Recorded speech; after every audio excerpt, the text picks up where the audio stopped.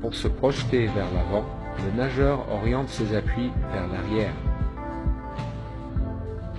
L'erreur la plus fréquente est de mal orienter les appuis, soit vers le fond ou vers la surface.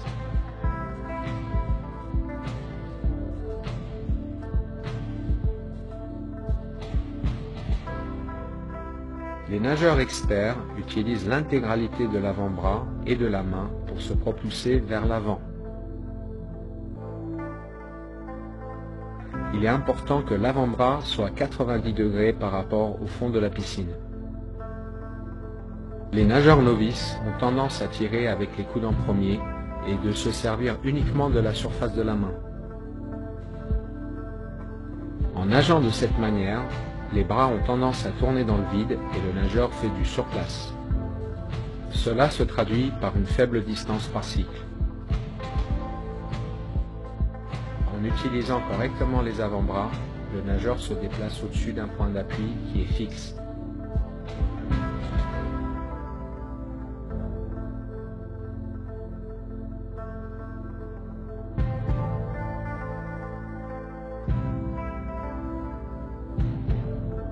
Si la trajectoire de la main s'éloigne trop de l'axe central, il y a une perte de force.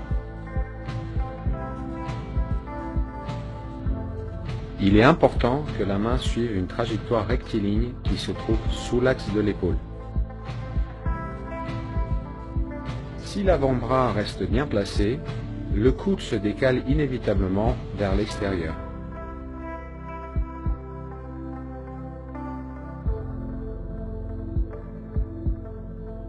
Les bons nageurs restent relâchés pendant une majorité du cycle et contractent leurs muscles uniquement pendant la traction sous-marine.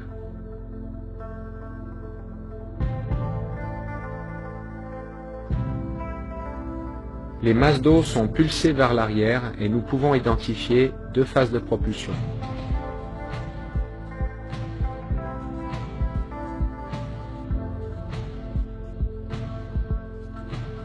La majorité des déplacements vers l'avant est générée par la première phase de propulsion.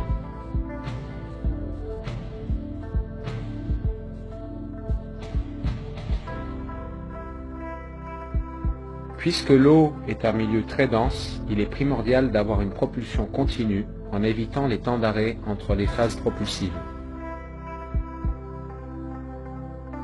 Le contre-exemple en natation est le crawl rattrapé. Le coût énergétique utilisé pour relancer la vitesse après chaque temps d'arrêt peut rendre ce style inefficace.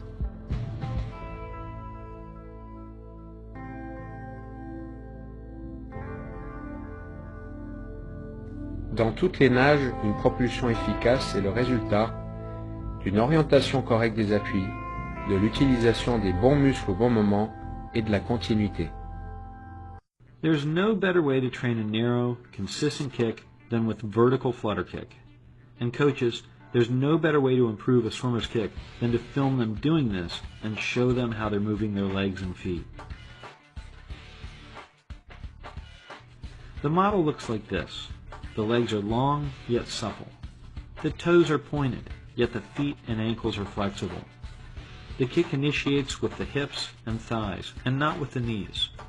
The kick is quick, narrow, and continuous. The swimmer maintains a long body line and avoids the common mistake of folding into a bicycling position.